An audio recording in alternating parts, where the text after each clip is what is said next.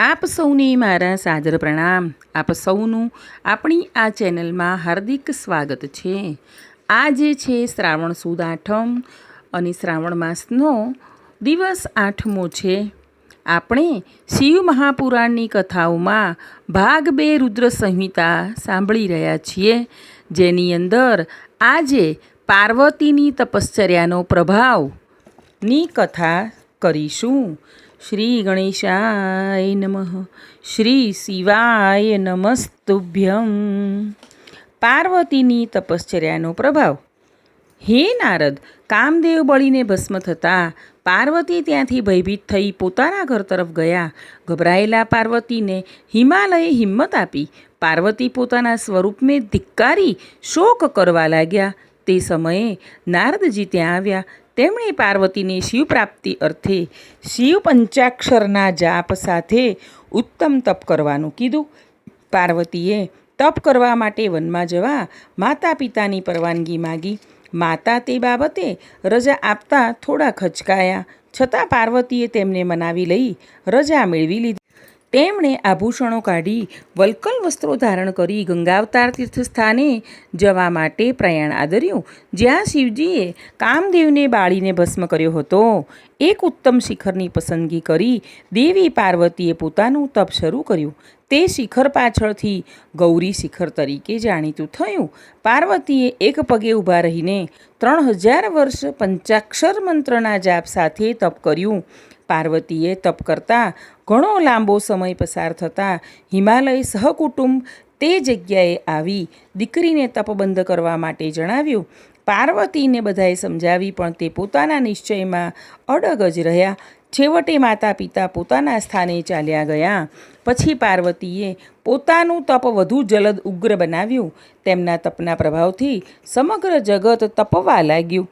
તેથી સર્વદેવો તથા વિષ્ણુ ભેગા મળી મહાદેવજી પાસે આવ્યા અને તેમની સ્તુતિ કરી પાર્વતીના પાણી ગ્રહણ માટે કૃપા કરવા વિનંતી કરવા લાગ્યા, જેથી તેમનો પુત્ર તારકાસુરને મારી સર્વને સુખી કરી શકે.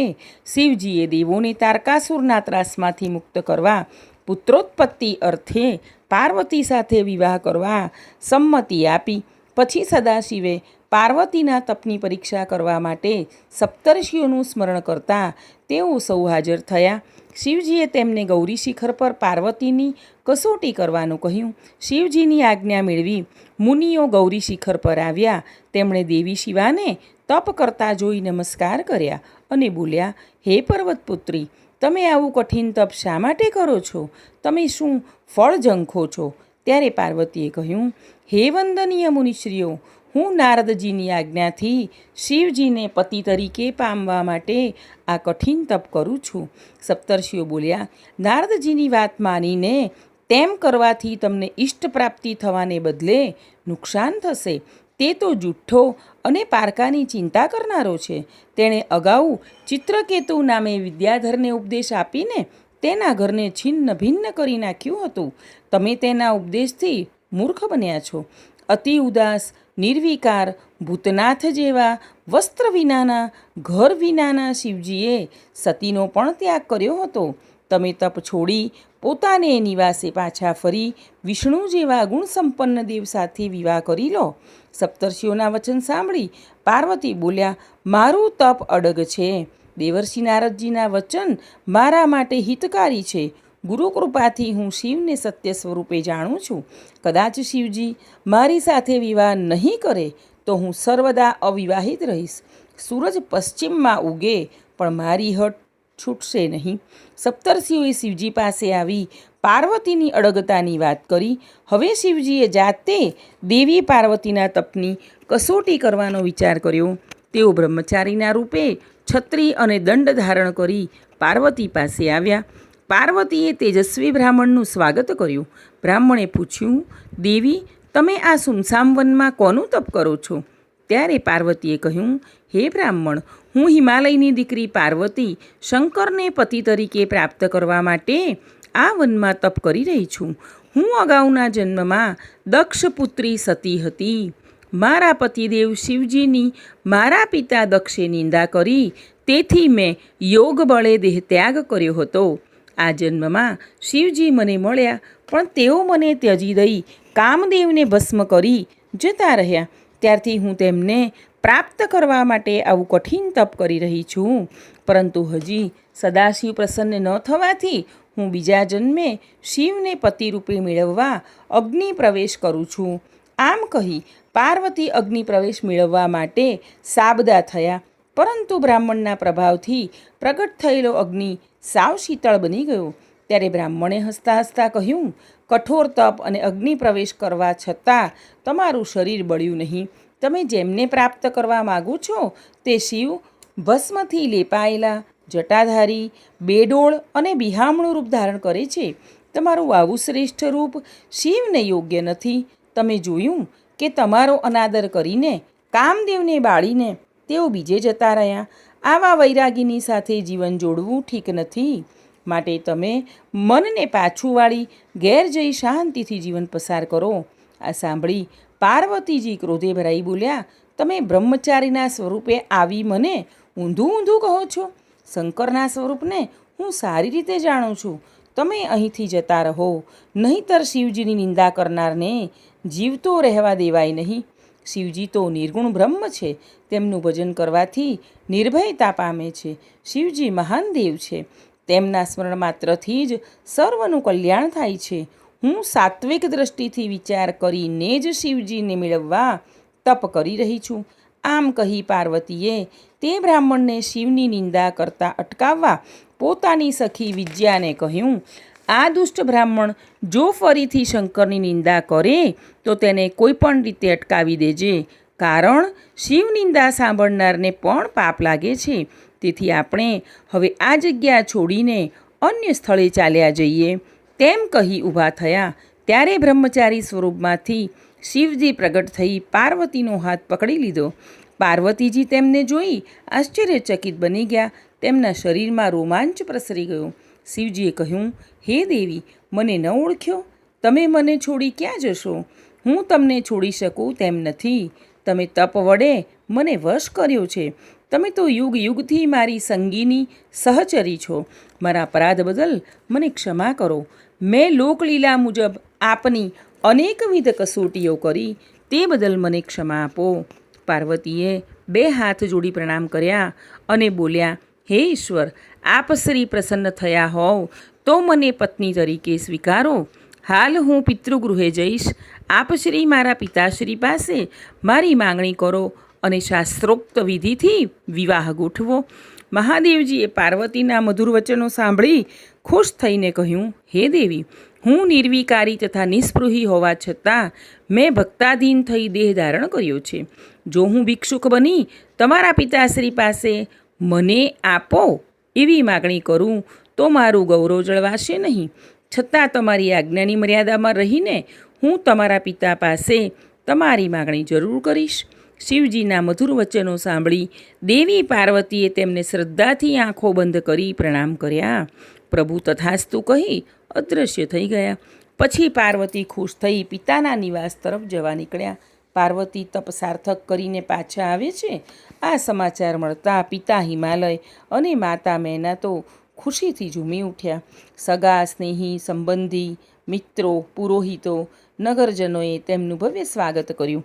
હિમાલયે પાર્વતીના આગમનની ખુશીમાં મોટો ઉત્સવ મનાવ્યો. ઉત્સવના ટાણે ભગવાન શિવ નટનો વેશ ધારણ કરી ડાબા હાથમાં શિંગી અને જમણા હાથમાં ડમરું, ખભે ગોદડી અને લાલ વસ્ત્રો ધારણ કરી મેનાના પ્રાંગણમાં આવ્યા. તેમણે નૃત્ય શરૂ કર્યું. ડમરું અને શિંગીના અવાજથી નગરજનોના ટોળે ટોળા વળવા લાગ્યા. મેનાએ વિવિધ રત્નો ભરેલા થાળને નટને આપ્યો, પણ નટે તે ઠુકરાવી દઈ પાર્વતીની માંગણી કરી. આથી ક્રોધિત થઈ મેના અને હિમાલયે નટને કાઢી મૂકવા સેવકોને આજ્ઞા આપી, પરંતુ કોઈનાથી તે ખસ્યા નહીં. હિમાલયને તે નટમાં વિષ્ણુના દર્શન થયા. પછી તે બ્રહ્મા રૂપે દેખાયા. પછી તે નટમાં અનેક દેવોના સ્વરૂપો પણ નિહાળ્યા. અંતે તેમને રુદ્ર સ્વરૂપ દેખાયું. છતાં માયાથી મોહિત થયેલા હિમાલયે તેમની માગણીનો સ્વીકાર ન કરતા શિવજી ત્યાંથી અદૃશ્ય થઈ ગયા. અંતે હિમાલય અને મેનાને ખબર પડી કે શિવજી નટ સ્વરૂપે આવી આપણને છેતરી ગયા છે. તેમની શિવ તરફની ભક્તિ વધુ પ્રગાઢ બનતા બધા દેવો ચિંતામાં પડ્યા કે જો રત્નોના ભંડાર સમાન હિમાલય પૃથ્વી ઉપરથી દિવ્ય રૂપ ધારણ કરી શિવલોકમાં જશે તો પછી પૃથ્વીનું શું થશે? બધા દેવો ગુરુ બૃહસ્પતિ પાસે જઈ હિમાલયને શિવજી વિરુદ્ધ ભરમાવાનું કહ્યું, પરંતુ ગુરુએ આ કામ માટે તેમને બ્રહ્માજી પાસે મોકલ્યા. બ્રહ્માજીએ તેમને શિવનિંદા કરવા પોતે સક્ષમ નથી તેવું કહ્યું. તેમણે દેવોને ખુદ શિવજી પાસે મોકલ્યા. બધા દેવો શિવજી પાસે આવી સગળો વૃત્તાંત કહીને જણાવ્યો. શિવજીએ તેમની વાત માન્ય રાખી. ત્યારબાદ શિવજી એક શ્રેષ્ઠ બ્રાહ્મણનો વેશ ધરીને હિમાલયને ત્યાં ગયા અને કહ્યું, હું વૈષ્ણવ બ્રાહ્મણ સાથે જ્યોતિષી પણ છું. મેં જાણ્યું છે કે તું તારી સુલક્ષણા સુકુમાર રાજકન્યાને શિવજી સાથે પરણાવવા માગે છે, પરંતુ તારો પસંદ કરેલો જમાઈ તો ગુણ વિનાનો, ઘર વસ્ત્ર વિનાનો, વેદમાર્ગનો ત્યાગ કરનારો, કદરૂપો અને વૈરાગી છે. તે સ્વભાવે ખૂબ ક્રોધી છે, વળી ભિખારી પણ છે. આવાને તારી દીકરી પરણાવીશ તો લોકો તારી હાંસી કરશે. આ વાત સાંભળી મેનાનું મન ઘણું જ ચલિત થઈ ગયું. તે પોતાની દીકરી શિવને પરણાવવા નારાજ થઈ ગઈ. બીજી બાજુ સદાશિવે કૈલાસ પર જઈ સપ્તર્ષિઓનું સ્મરણ કરતા તેઓ હાજર થયા. શિવજીએ તેમને કહ્યું, દેવોનું કાર્ય કરવા માટે હું પાર્વતી સાથે પરણવા તૈયાર થયો છું. વળી આ માટે પાર્વતીએ પણ ઘણું કઠિન તપ કર્યું છે. તેના માતા પિતા પણ મારી સાથે પાર્વતીને પરણાવવા તૈયાર થયા છે, પરંતુ દેવોની પ્રાર્થનાથી મેં બ્રાહ્મણનું રૂપ ધરી તેમની સમક્ષ મારી જ નિંદા કરી. તેથી તેઓ ઉદ્વેગ પામ્યા છે. હવે તમે બધા ત્યાં જઈને પરિસ્થિતિને સંભાળી લો. સપ્તર્ષિઓ શિવજીને પ્રણામ કરી હિમાલયને નિવાસે આવ્યા. હિમાલયે તેમની આગતા સ્વાગતા કરી. પછી ઋષિઓ સાથે આવેલી અરુંધતીએ મેના પાસે આવી લગ્ન માટે સમજાવવા લાગી. ઋષિઓએ હિમાલયને કહ્યું, તું તારી દીકરીને શિવજી સાથે પરણાવી તેમનો સસરો થા. તારી દીકરીએ પણ શિવજીને પરણવા ઘણું કઠિન તપ કર્યું છે. શિવજી પણ દેવોની વિનંતીથી પરણવા તૈયાર થયા છે. માટે હવે તું તત્કાળ વિવાહની યોજના કર. આ માટે વસિષ્ઠ ઋષિએ હિમાલય અને મેનાને ઘણા દ્રષ્ટાંતો આપ્યા. પછી હિમાલય અને મેના બંને લગ્ન માટે રાજી થયા. ઋષિઓએ મુહૂર્ત પણ કાઢ્યું. 7 દિવસ પછી માગશર માસના સોમવારે રોહિણી નક્ષત્રમાં સર્વગ્રહોનો સુંદર યોગ છે. તે દિવસે તું શિવને તારું કન્યાદાન કરી ધન્ય બન. સપ્તર્ષિઓએ પાર્વતીજીને આશીર્વાદ આપ્યા. પછી સંતોષ પામી તેઓ કૈલાસ પર આવી બધી વિગત શિવજીને કહી જણાવી. પર્વતરાજે પાર્વતીને પરણાવવાનું પણ વચન આપ્યું છે. તે જણાવ્યું, હે દેવાધિદેવ, હવે તમે તમામ દેવો અને સેવકગણો સાથે હિમાલયને ત્યાં લગ્ન માટે પ્રસ્થાન કરો. આ માટે સત્વરે જ બધાને તેડાવો. આમ કહી સપ્તર્ષિઓ તેમના સ્થાને ચાલ્યા ગયા. આ બાજુ હિમાલય પોતાના પુરોહિત ગર્ગાચાર્યને તેડાવી લગ્ન પત્રિકા લખાવી. પછી કૈલાસ પર જઈ શિવજીને તિલક કરી ભેટ સામગ્રી આપી લગ્ન પત્રિકા અર્પણ કરી. હિમાલયે દેશ દેશથી સગા સ્નેહીઓ કુટુંબીઓને આમંત્રણ આપ્યું. તેમણે અનાજ, કઠોળ અને મીઠાઈઓના ઢગલા ખડકી દીધા. ઘી, દૂધ, દહીં તેમજ માખણના સરોવરો છલકાવી દીધા. કિંમતી વસ્ત્રો, અલંકારો, મણિમુક્તા, રત્નો, હીરા, નીલમ, પરવાળા, સોના રૂપાના દાગીના તેમજ અનેક પ્રકારના નાના મોટા પદાર્થો તૈયાર કરાવ્યા. ભૂદેવોની શ્રેષ્ઠ કન્યાઓ તેમજ સ્ત્રીઓને આગળ કરી પાર્વતીજીના મંગલ સંસ્કાર કર્યા. તે સમયે વાતાવરણ મંગલમય બની ગયું. ધીરે ધીરે સગા સ્નેહીઓ પણ આ શોભામાં અભિવૃદ્ધિ કરવા માટે આવવા લાગ્યા. દરેક પર્વતરાજ પોતાના કુટુંબ સાથે અનેક ભેટ સોગાદો લઈને આવવા લાગ્યા. આ ઉપરાંત અનેક પર્વત કન્યાઓ તેમજ ગંગા યમુના જેવી નદીઓ પણ લગ્નમાં ભાગ લેવા આવી. હિમાલયે સૌનું સ્વાગત કર્યું અને સૌને યોગ્ય ઉતારા આપ્યા. પછી હિમાલયે વિશ્વકર્માને તેડાવી મનોહર મંડપ તથા વિશાળ વેદિકા તૈયાર કરવાની આજ્ઞા આપી. વિશ્વકર્માએ આશ્ચર્યકારક મંડપ તથા વેદિકાની રચના કરી. વળી દેવોના ઉતારા માટે તેમના લોકના જેવા જ આવાસો ઊભા કરી આપ્યા. વળી બ્રહ્મલોક, વૈકુંઠલોક તેમજ ઇન્દ્રલોકના સ્વર્ગને પણ આબેહૂબ ઊભું કર્યું. શિવલોક જેવા શિવ મંદિરો પણ ઊભા કર્યા. આમ તમામ પ્રકારની તૈયારી સાથે હિમાલય શિવજીના આગમનની પ્રતીક્ષા કરવા લાગ્યા. શિવજીએ લગ્ન પત્રિકા સ્વીકારી ખૂબ પ્રસન્ન થયા. તેમણે નારદજીને યાદ કરી પોતાના વતી વિષ્ણુ સહિત સર્વ દેવો, સર્વ મુનિઓ, સિદ્ધો, મહારથીઓ, સજ્જનો, સદ્ગૃહસ્થો, ત્યાગીઓ, દિવ્યાત્માઓ વગેરેને આમંત્રણ આપવાનું કહ્યું. નારદજી સર્વને આમંત્રણ આપી પાછા કૈલાસમાં આવ્યા. શિવજીએ તમામ ગણોને આજ્ઞા કરી તમામ અતિથિઓને આવકારી તેમને ઉત્તમ ઉતારા આપવા. આમંત્રણ મળતાં જ સર્વદેવો કૈલાસ પર આવી પહોંચ્યા અને શિવજીને વંદન કરી ઉતારાના સ્થાનમાં જવા લાગ્યા.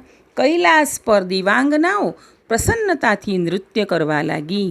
ગંધર્વો ગાનમાં રત બન્યા. કૈલાસ પર ગીતોથી મધુર મંગલ વાતાવરણ સર્જાઈ ગયું. વિવાહને દિવસે માતૃકાઓ વિવિધ આભૂષણોથી શિવજીને શણગારવા લાગી. શિવના મસ્તક પર મુગટને સ્થાને ચંદ્ર ગોઠવ્યો.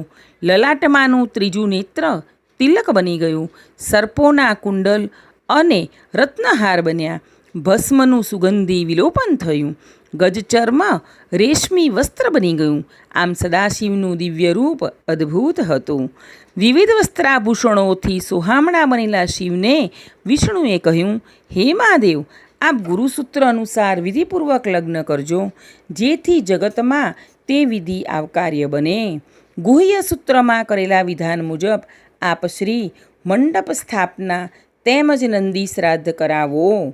શિવજી સંમત થતાં બ્રહ્મદેવે સઘળી વિધિ કરાવી. બધા ઋષિ મુનિઓએ વેદ વેદાંત મુજબ મંગલ કાર્યો કરવા માંડ્યા.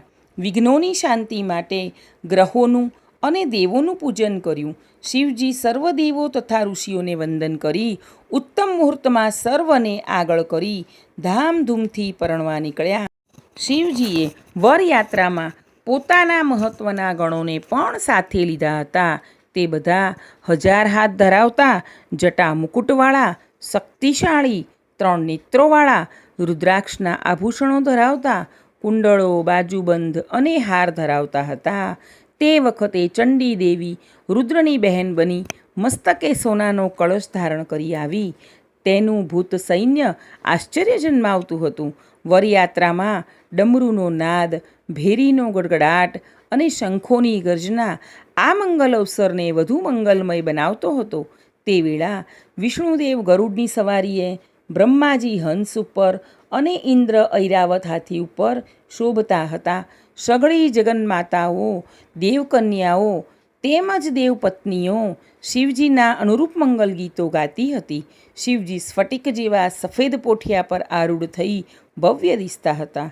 ભગવાન વિષ્ણુએ જાન આગમનના સમાચાર નારદજી સાથે અગાઉથી મોકલતા નારદ મંડપની નીચે આવ્યા. તેઓ આવો અદ્વિતીય મંડપ જોઈ આભાજ બની ગયા. હિમાલયે જાનના સ્વાગત માટે નારદજી સાથે મૈનાક તેમજ અન્ય પર્વતોને મોકલ્યા. દેવ સમૂહ સાથે શિવજીએ નગરના દ્વારમાં પ્રવેશ કરતા ચોમેર આનંદ પથરાઈ ગયો. હિમાલયે પર્વતો તથા ભૂદેવોનું સામૈયું કરવા માટે મોકલ્યા અને પોતે પણ શિવજીના દર્શનાર્થે આવ્યા. શિવજીની વિશાળ જાન જોઈને ખૂબ જ હર્ષ પામ્યા. તેણે શિવજીને પ્રણામ કર્યા. નંદી પર આરૂઢ થયેલા શિવજીની સેવામાં સુરેશ્વર ગણો ચામર સાથે ઉપસ્થિત હતા. તેમની જમણી બાજુએ વિષ્ણુ અને ડાબી બાજુએ બ્રહ્માજી તથા પાછળ ઇન્દ્ર હતા. બધા દેવો આનંદિત થઈ શિવજીની સ્તુતિ કરતા હતા. શિવજી પોતે બ્રહ્મ સ્વરૂપ નિરાકાર હોવા છતાં લોક કલ્યાણ હેતુ શરીર ધારણ કર્યું હતું. હિમાલયે સૌને પ્રણામ કરીને આવકાર્યા. મેનાએ વરયાત્રામાં પધારેલ પોતાની પુત્રીના સ્વામીને નિહાળવાની ઈચ્છા કરતા નારદજી તેમને અગાસી ઉપર લઈ ગયા. તે વખતે સદાશિવને થયું કે મેનાને અહંકાર થયો છે, તેથી તેમણે અદ્ભુત લીલા કરવાનો વિચાર કર્યો. તેમણે સર્વદેવોને આગળ મોકલી પોતે પાછળ રહ્યા. વિવિધ વાહનો પર સવાર થયેલ વસુ વગેરે ગંધર્વો, મણિગ્રીવાદી યક્ષ, અગ્નિદેવ, યમદેવ, વરુણદેવ, કુબેર, ચંદ્ર, ભૃગુ વગેરે મુનિઓ સૂર્ય અને બ્રહ્માના દર્શન મેનાને થયા. એમના સોહામણા રૂપ જોઈ તે વિચારવા લાગી કે જેમના ગણો આટલા સુંદર છે તે સ્વયં શિવ કેટલા સૌંદર્યયુક્ત હશે. પછી મેનાની નજર વિષ્ણુદેવ પર ચડી. તેમનું રૂપ લાવણ્ય જોઈ મેનાની આંખો અંજાઈ ગઈ. તેનાથી બોલાઈ ગયું કે નક્કી આ જ પાર્વતીના પતિ શંકર. નારદજીએ તેમનો ભ્રમ દૂર કરી કહ્યું, આ તો વિષ્ણુ ભગવાન છે. ભગવાન શિવ તો તેમનાથી પણ અધિક સુંદર છે. હવે મેનાની શિવજીને જોવાની તત્પરતા વધી ગઈ. નારદજીએ કહ્યું, હવે શિવજીની સવારી આવી રહી છે. રુદ્રસેનામાં અવનવા ભૂતો, પ્રેતો તેમજ અનેક વાનર મુખાગણો હતા. જેઓમાં કોઈ બેડોળ, કદરૂપા, ચિત્ર વિચિત્ર, કોઈ આંધળા, કોઈ અપંગ, તો કોઈ અનેક હાથવાળા, કેટલાક માથા વગરના, કેટલાક હાથ વિનાના, કેટલાક હોઠ વગરના, કેટલાક કાન વગરના. આ બધા અતિ ભયંકર અને બિહામણા લાગતા હતા. આવા વિચિત્ર ગણોની વચ્ચે પોઠિયા પર આરૂઢ થયેલા પંચમુખી, 10 હસ્તધારી, ત્રિનેત્રવાળા, ભસ્મથી શોભતા, જટાધારી, મુકુટમાં ચંદ્ર, વાદ્યાંબર અને પિનાક તથા ત્રિશૂળ ધારણ કરેલા શિવજીને મેનાએ જોયા. જમાઈનું આવું રૂપ જોઈ મેના તો ડરી જ ગયા. નારદજીએ આંગળી ચીંધી શિવજીને બતાવ્યા કે મેના ચક્કર ખાઈ ઢળી પડતા તેને મૂર્છા આવી ગઈ. મેના હોશમાં આવતા ચિંતાગ્રસ્ત બની નારદજી પર ગુસ્સે થઈને બોલી, હે નારદ, તમે મારી દીકરીને ભરમાવી તેની પાસે ભજન પૂજન કરાવ્યું, આવો કદરૂપો જમાઈ આપી તમે અમને છેતર્યા છે. પેલા ઋષિઓ અને અરુંધતીએ પણ અમારી સાથે કપટ કર્યું. તેણે પાસે ઊભેલી પાર્વતીને કહ્યું, હે દીકરી, તને આવું શું સૂઝ્યું? સોનાના બદલે કાચના ટુકડાને કેમ પસંદ કર્યો? તે આવા શ્રેષ્ઠ દેવોને તજી શિવનું તપ શા માટે કર્યું? ધિક્કાર છે તને અને તારી બુદ્ધિને. તારે લીધે મારું જીવન નષ્ટ થઈ ગયું.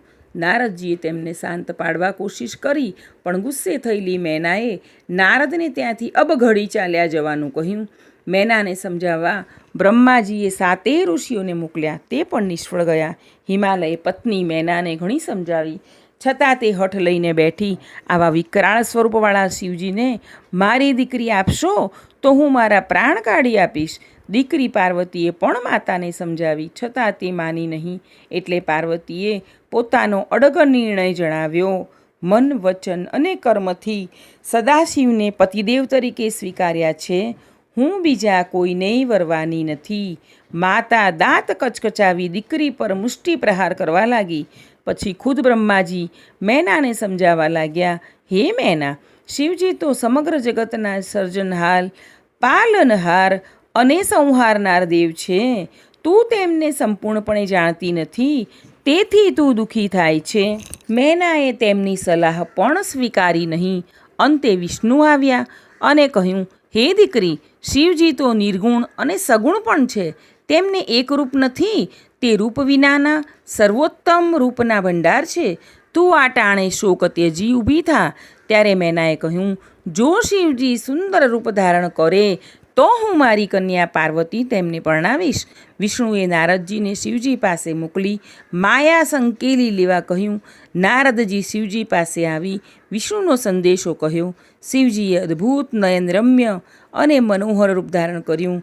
મેનાએ સદાશિવના તે મનોહર સ્વરૂપના દર્શન કરી દંગ બની ગઈ. તે દીકરીને મનોમન આશીર્વાદ આપવા લાગી, તું કેટલી ભાગ્યશાળી છે કે તારે કારણે આજે તેઓ મારે ત્યાં પધાર્યા છે. તેણે શિવજીની સ્તુતિ કરી, ક્ષમા માગી. નગરની અન્ય સ્ત્રીઓ પણ શિવના અલૌકિક રૂપના દર્શન કરી પાર્વતીના સૌભાગ્યની પ્રશંસા કરી એમનું પૂજન કરવા લાગી. ત્યારબાદ મેનાએ અનેક દીવડાઓથી અલૌકિક રૂપધારી શિવજીની આરતી ઉતારી. પર્વતરાજના અંતઃપુરની સ્ત્રીઓ પાર્વતી સાથે કુળદેવી અંબિકાના પૂજનાર્થે નીકળી. તમામ દેવો અને ઋષિમુનિઓ આદ્યશક્તિ જગતજનની પાર્વતીને નિહાળીને ભક્તિપૂર્વક મસ્તક નમાવી પ્રણામ કર્યા. સદાશિવ પણ પાર્વતીને જોઈ ક્ષણભર માટે બધું જ ભૂલી ગયા. પછી દેવો પોતપોતાના આવાસોમાં ગયા. ત્યારબાદ વિષ્ણુ વગેરે દેવો શિવાદેવીને માટે ભેટો લઈને આવ્યા. શિવજીએ મોકલાવેલા વસ્ત્રાભૂષણોથી દેવી પાર્વતીને મંગલ સ્નાન પછી શણગારવામાં આવ્યા. અતિ સુંદર મોહક દિવ્ય વસ્ત્રો તેમના સૌંદર્યમાં વધારો કરી રહ્યા. ગર્ગાચાર્યે લગ્ન માટે જમાઈને તેડવાની આજ્ઞા આપી. હિમાલયે શિવજીને લગ્ન મંડપમાં પધારવાનું આમંત્રણ આપ્યું. શિવજીએ મંગલ સ્નાન કરી દિવ્યાંબર ધારણ કર્યા. પોઠિયાને શણગારી તેના પર આરૂઢ થઈ શિવજી લગ્ન મંડપમાં આવ્યા. તે વખતે દેવોએ ઉત્સાહથી શિવજી પર પુષ્પવૃષ્ટિ કરી અનેક સ્તુતિઓ કરી. હિમાલયે હેતથી સૌનું સ્વાગત કર્યું. શિવજીની આરતી ઉતારીને પ્રણામ કર્યા. સર્વદેવોને રત્નોથી મઢેલા આસનો આપ્યા. ગર્ગાચાર્યએ મધુપર્ક વિધિ કરાવ્યો. કન્યાદાનના મુહૂર્તનો સમય થતાં ગર્ગાચાર્યે ઓમકારપૂર્વક પુણ્યાહવાચન શરૂ કર્યું. સદાશિવ તેમજ પાર્વતીને આસન ઉપર બેસાડ્યા. ગર્ગાચાર્યની સૂચના પ્રમાણે પાર્વતીએ ચોખા, દહીં અને દર્ભ વગેરે વડે શિવજીનું પૂજન કર્યું. ત્યારબાદ કન્યાદાનની વિધિ શરૂ થઈ. પર્વતરાજ અને મેનાએ વરરાજાને ચંદન, સુંદર વસ્ત્રો અને કિંમતી અલંકારો આપી તેમનું વરણ કર્યું. પછી કહ્યું, હે શિવ, અમે આપને અમારી કન્યાનું દાન કરીએ છીએ. આપ તેને પત્ની રૂપે સ્વીકારી સંતુષ્ટ થાઓ. આ મંત્રોચ્ચાર સાથે હિમાલયે પોતાની કન્યાનો હાથ શિવજીના હાથમાં મૂક્યો. શિવજીએ પાર્વતીનો હાથ પોતાના હાથમાં ગ્રહણ કરી લીધો. તે સમયે ત્રણેય લોકમાં શિવ પાર્વતીના જય ઘોષથી ગગન ગુંજી ઉઠ્યું. હિમાલયે ઉત્તમ દ્રવ્યો અને ઉત્તમ રત્નોથી સદાશિવને અને જાનૈયાઓને પહેરામણી કરી. સગા સંબંધીઓએ પણ અનેક ભેટો પાર્વતીને અર્પણ કરી. ત્યારબાદ બ્રહ્માજીની આજ્ઞાથી વેદીમાં અગ્નિનું સ્થાપન કરી શંકર પાર્વતીને પાસે બેસાડી હોમ કરવાનો આરંભ કર્યો. ચારેય વેદના મંત્રો વડે અગ્નિને આહુતિ આપી ત્યારબાદ શિવ પાર્વતીએ વિધિપૂર્વક અગ્નિની પ્રદક્ષિણા કરી મંગળ ફેરા પૂર્ણ કર્યા.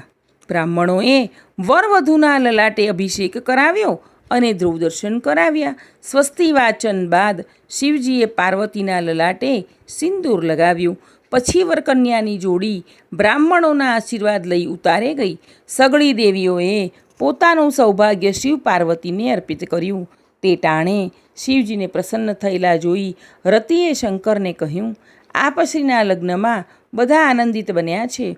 હું એકલી જ પતિના વિયોગથી દુઃખી છું. મારા ઉપર કલ્યાણ કરો. આમ કહી રતિએ પોટલીમાં બાંધેલી કામદેવની ભસ્મ ત્યાં મૂકી. રતિનો વિલાપ જોઈ બધી દેવીઓ દુઃખી થઈ ગઈ. તેમણે પણ ભોળાનાથની વિનવણી કરી. શિવજીએ પ્રસન્ન થઈ ભસ્મની પોટલી તરફ અમી દ્રષ્ટિ ફેંકતા કામદેવ આળસ મરડીને ઊભો થયો. તેને શિવજીને પ્રણામ કર્યા. પોતાના અપરાધની ક્ષમા માગી અને ભક્તિ માગી. સગળા દેવોએ શિવજીનો જય ઘોષ કર્યો છે. પછી હિમાલયે બધાને ભોજન માટે આમંત્રણ આપ્યું. બધા પોતપોતાની પંક્તિઓમાં બેસીને ભોજન આરોગવા લાગ્યા. હિમાલયે જાતે આવી બધાને આગ્રહપૂર્વક જમાડ્યા. બધા જમીને સંતુષ્ટ અને તૃપ્ત થયા. હિમાલયના આગ્રહને વશ થઈ જાનૈયાઓ નગરમાં ઘણા દિવસ રોકાયા. નગરમાં પ્રતિદિન નવા નવા ઉત્સવો થવાથી આનંદ મંગળ છવાઈ ગયો. પછી સપ્તર્ષિઓના કહેવાથી હિમાલયે જાન વિદાયનું મુહૂર્ત નક્કી કર્યું. વિદાય ટાણે મેનાની આંખોમાંથી શ્રાવણ ભાદરવો વહેવા લાગ્યો. તે રડતા રડતા શિવજીને કહેવા લાગી, હે કૃપાનિધિ, મારી શિવાનું સારી રીતે લાલન પાલન કરજો. એના સર્વ અપરાધો ક્ષમા કરજો. તે જન્મો જન્મ આપની ભક્ત જ રહી છે. આમ કહેતા તે મૂર્છા પામી ગઈ. હિમાલયનું કઠણ હૃદય પણ તે ટાણે પીગળી ગયું. તે પણ રડવા લાગ્યા. મેનાએ દીકરીને વળાવતી વખતે અનેક પ્રકારના દુર્લભ રત્નજડિત રેશમી વસ્ત્રો અને અનેક કિંમતી અલંકારો પહેરાવ્યા હતા. મેનાની ઈચ્છાથી એક પ્રૌઢ બ્રાહ્મણ પત્નીએ પાર્વતીને ઉપદેશ આપતા કહ્યું, હે શૈલપુત્રી, તું સાવિત્રી, લોપામુદ્રા, અંસુયા, લક્ષ્મી, મેના જેવી પતિવ્રતા બની પતિને પરમેશ્વર માની સેવા કરી કલ્યાણમય ગતિ પ્રાપ્ત કરજે. સદગુરુઓની પૂજા કરવી, તેમનો આદર સત્કાર કરવો, ગુરુજનોની સેવા કરવી, સાસુ સસરાની પૂજા કરવી, પતિની આજ્ઞા અનુસાર વર્તવું, પતિની આવશ્યકતાઓને સમજી તે સદૈવ પૂર્ણ કરવી, પતિ જ પતિવ્રતા સ્ત્રી માટે દેવ, ગુરુ, તીર્થ અને વ્રત સમાન છે. પતિવ્રતા સ્ત્રી તો ધન્ય છે. પતિવ્રતા પોતાનો ધર્મ પાળી તેના માતા પિતા તેમજ પોતાના કુળની ત્રણ પેઢીઓને સુખ પ્રાપ્તિ કરાવે છે. પતિ તપ છે તો પત્ની ક્ષમા છે. પતિ ફળ છે તો પત્ની તેનું સત્કાર્ય છે. હે દેવી, તું તો સાક્ષાત જગદંબા છે. આ બધું તને કહેવાનું ન હોય, પરંતુ લોકાચાર મુજબ મેં પતિવ્રતા ધર્મ તને કહી સંભળાવ્યો. અંતે હિમાલયે અને સર્વ સગા સંબંધીઓએ શિવને પ્રણામ કર્યા અને પાલખીમાં દુઃખી હૃદયે શિવાને વિદાય કર્યા. વિવાહ બાદ શંકર પાર્વતી કૈલાસ પર આવી સર્વ દેવો અને ગણોને ઉત્તમ પ્રકારની ભેટો આપી પ્રસન્ન કર્યા. મુનિઓને યોગ્ય દાનો આપી વળાવ્યા. તે પછી સદાશિવ અને પાર્વતીએ ગૃહસ્થાશ્રમનો આરંભ કર્યો. અહીં પાર્વતીની તપશ્ચર્યાના પ્રભાવની કથા પૂર્ણ થાય છે. ઉમાપતિ મહાદેવની જય. શિવ મહાપુરાણની આ કથાઓ સાંભળનાર દરેકનો હું હૃદયપૂર્વક આભાર માનું છું. આગળની કથાઓ સાંભળવા માટે આપણી આ ચેનલને લાઈક, શેર અને સબસ્ક્રાઈબ કરજો. આપ સૌ હંમેશા ખુશ રહો તેવી પ્રભુ પાસે પ્રાર્થના.